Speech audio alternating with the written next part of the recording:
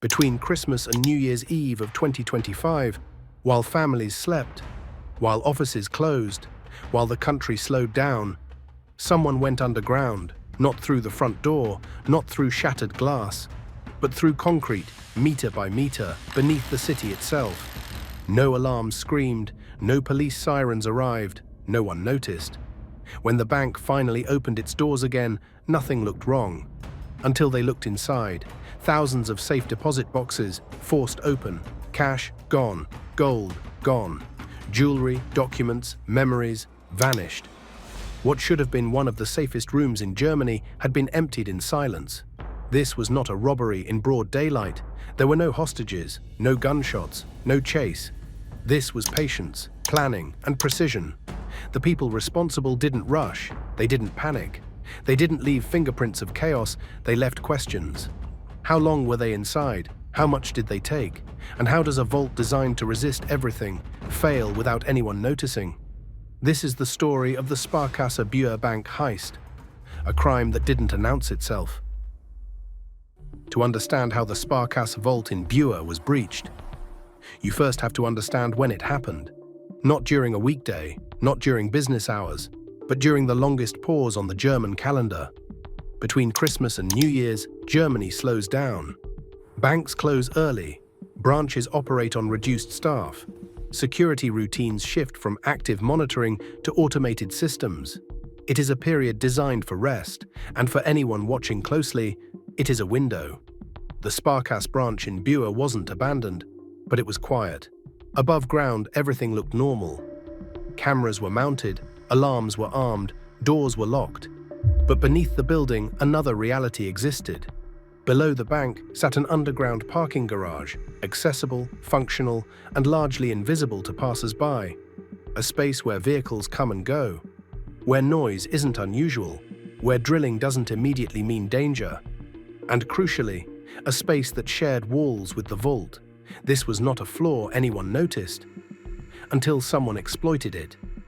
The people who targeted this bank didn't need speed, they needed time. They needed to know when the building would be quiet enough, long enough for heavy work to go unnoticed.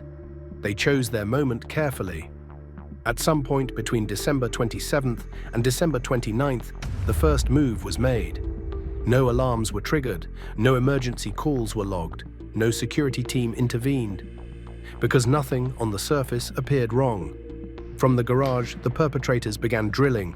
Not randomly, not blindly, they knew exactly where to cut. The wall they targeted wasn't thin, it wasn't weak, it was designed to stop force. But force wasn't what defeated it.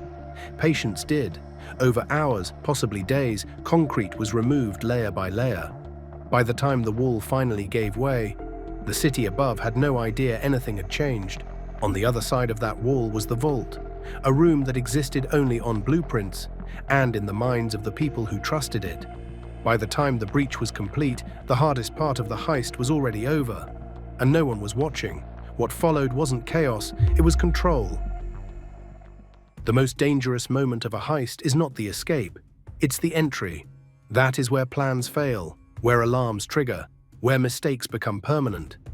And yet, nothing happened. Down in the parking structure beneath Sparkasse Buer, there were no witnesses, no customers, no security guards, no reason for anyone to stop and look. Just concrete, steel pillars, and a wall separating public space from something far more valuable.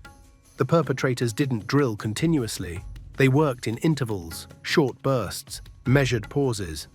Listening, waiting for vibrations to travel upward, waiting for alarms that never came. They weren't guessing. They knew the thickness of the wall. They knew what reinforced concrete sounds like when it's close to giving way. They had done this before. Each layer removed was progress, but also risk. Too fast and sensors might react. Too slow and time becomes the enemy.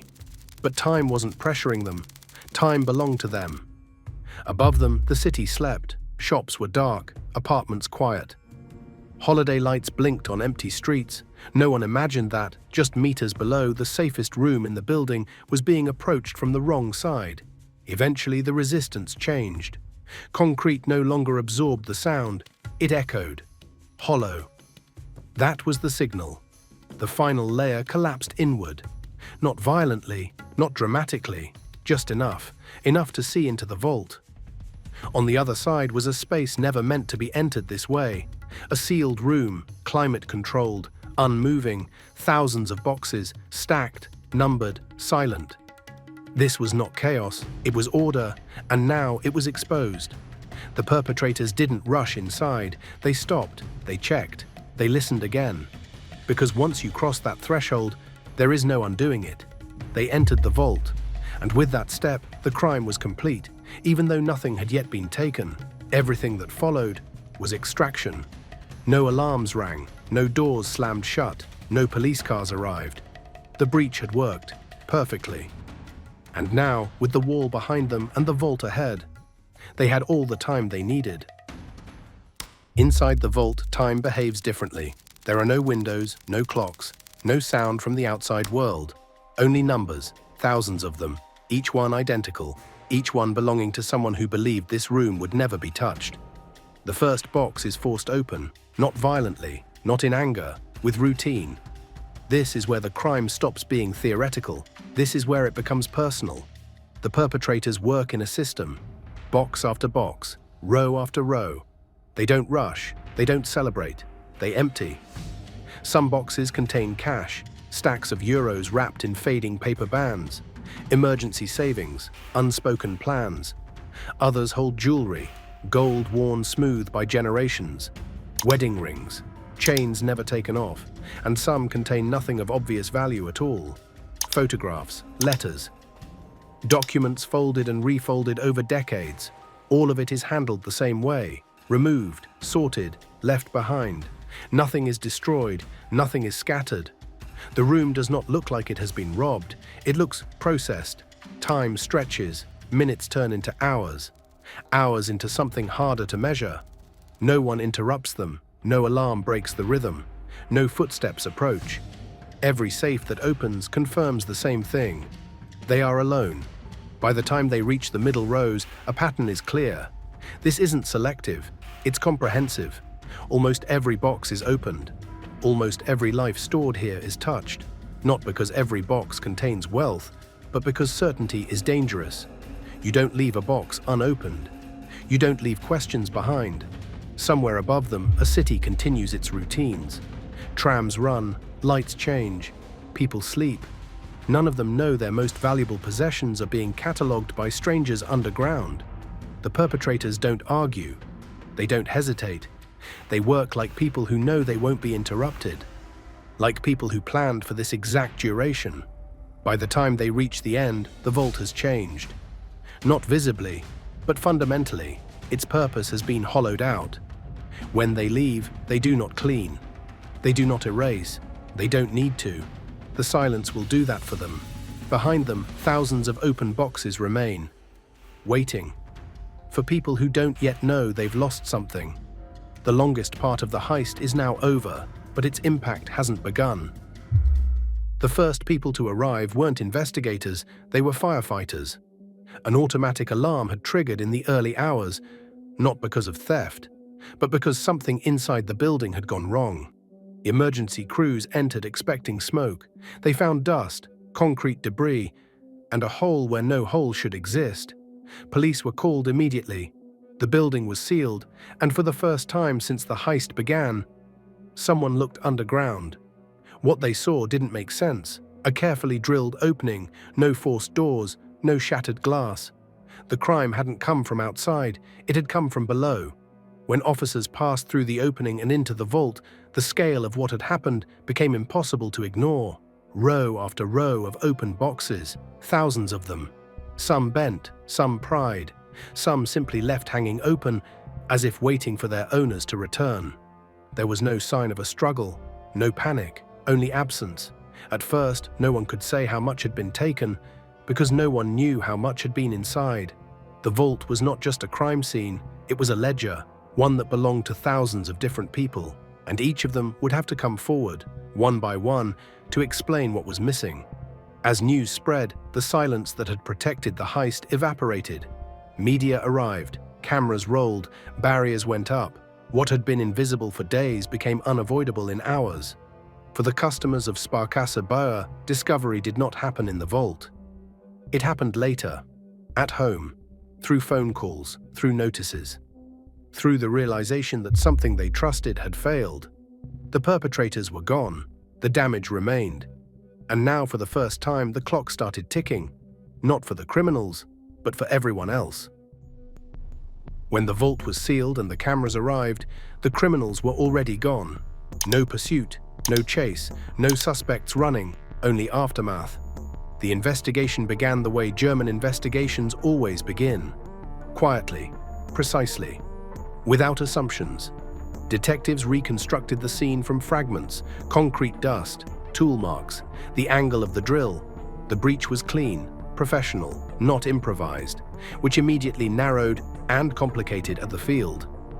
This wasn't opportunistic crime, this was planning. Security cameras were reviewed, hours of footage, days of footage, cars entering, cars exiting, nothing obvious, no forced entry, no masked figures, no moment that screamed crime. That absence became the first problem. The garage itself offered cover, noise belonged there, movement belonged there. A drill at the right time didn't stand out. It blended. Engineers were consulted, structural experts, security analysts. The same conclusion repeated itself. The wall was strong. The breach was deliberate. And whoever did this knew exactly where to cut. That raised a question no one wanted to ask publicly. Did someone help? Investigators examined blueprints, maintenance schedules, renovation records, access logs. Who knew the vault layout? Who knew the holiday routines? Who knew when no one would be listening? There were answers, just not usable ones. Publicly, authorities stayed restrained. No names, no confirmed suspects, no numbers beyond significant. Because committing to a theory too early would be dangerous. This kind of crime doesn't reward haste. The biggest problem wasn't what was known, it was what couldn't be measured. How long were they inside? How many people were involved? Where did they go afterward? There was no moment of escape to analyze. They didn't flee, they finished and left. Somewhere vehicles were parked, tools were cleaned, items were sorted, but none of that happened on camera. Investigators followed logic outward, highways, border crossings, organized crime databases, similar cases, patterns, nothing definitive. The trail cooled quickly, not because of failure, but because the perpetrators planned for this stage too.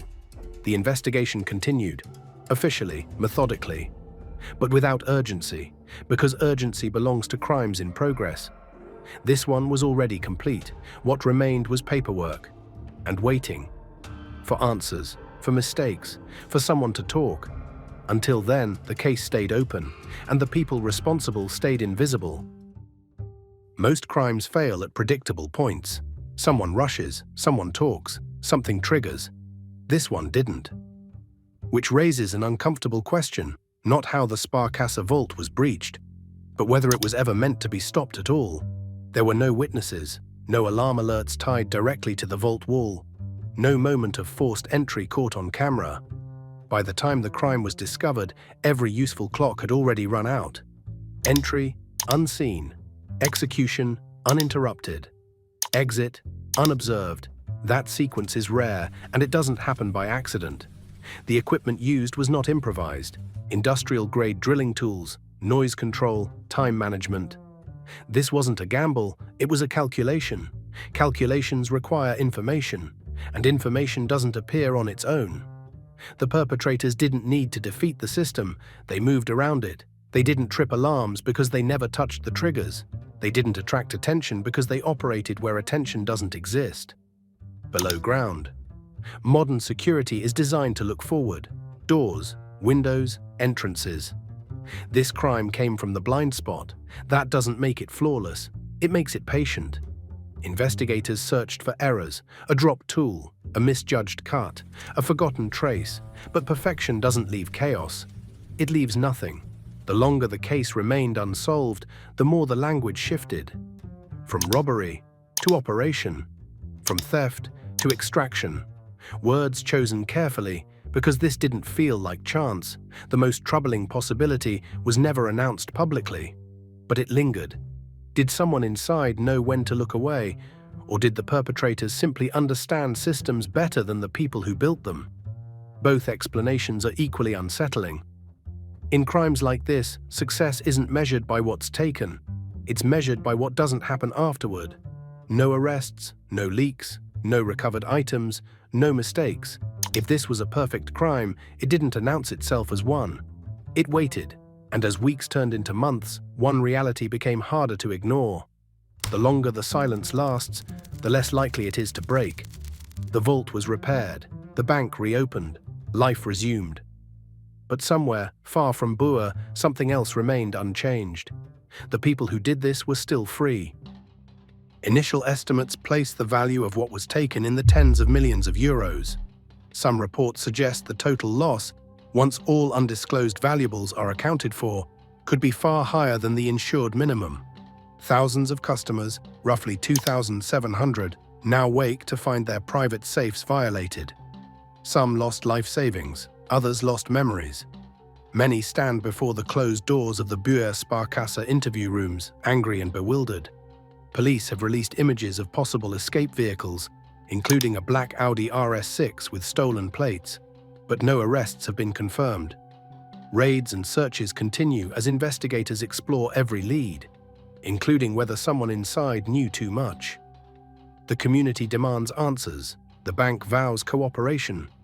But for families with nothing left in their boxes, answers cannot return what has been lost.